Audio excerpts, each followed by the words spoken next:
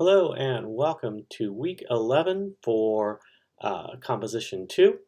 We are in the home stretch. We are almost halfway done, or hitting that halfway point for our research project in terms of the rough work that we are doing.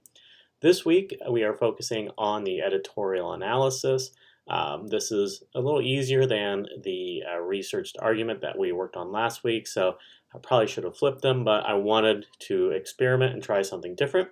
So what I have in week 11 is a link to the research project, so make sure you take that to read about the editorial analysis. I have a video explanation and the assignment description that's clarified. I do want to remind you that we are working on one big, long paper that is broken down into 5 sections: an overview, review of literature, editorial analysis, research argument, and a call to action. And all these kind of roll into each other.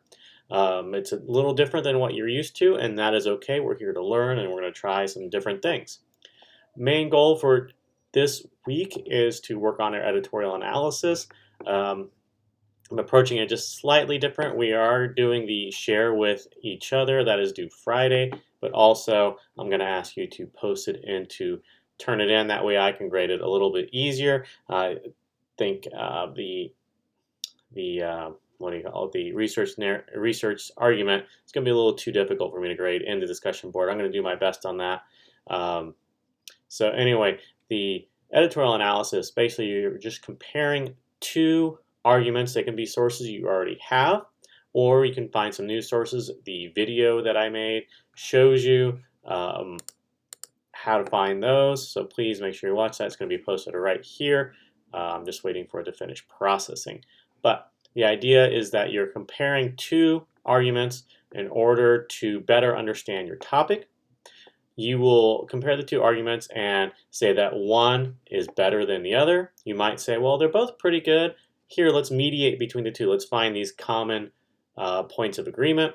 Or you might say, well, they're both wrong, right? Things have changed so much, or they're both arguing on different things. You're welcome to do one of those three, or even, I don't know if you could do all three, but that's kind of the goal. So that is this week. We're just going to plug away, keep going on our research project. The next week, week 12, we're going to work on the capstone, and then, not the capstone, the call to action, and then we have a week or two to finalize everything and submit our final drafts and make a presentation. So that's kind of where we're going. If you have questions, please let me know. I hope you have a great week.